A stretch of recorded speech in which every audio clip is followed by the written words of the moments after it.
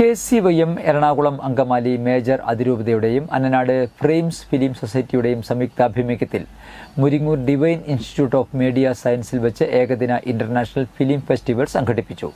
KCYM Ernakulam Angamaly major അതിരൂപത president Jismon John അധ്യക്ഷത വഹിച്ചു. ചലച്ചിത്രമേളയുടെ ഉദ്ഘാടനം KCYM താമരശ്ശേരി രൂപത മുൻ ഡയറക്ടർ ഫാദർ അജി പുതിയാപ്പറമ്പിൽ നിർവഹിച്ചു.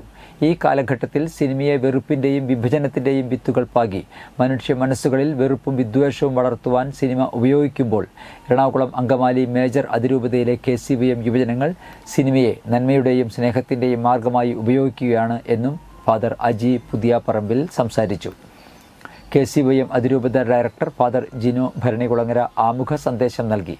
അതിരൂപത general secretary Jerin Parayil, vice president Silla Nixon, Frames film society president Shine Avaresh, secretary Jinesh Abraham എന്നിവർ സംസാരിച്ചു.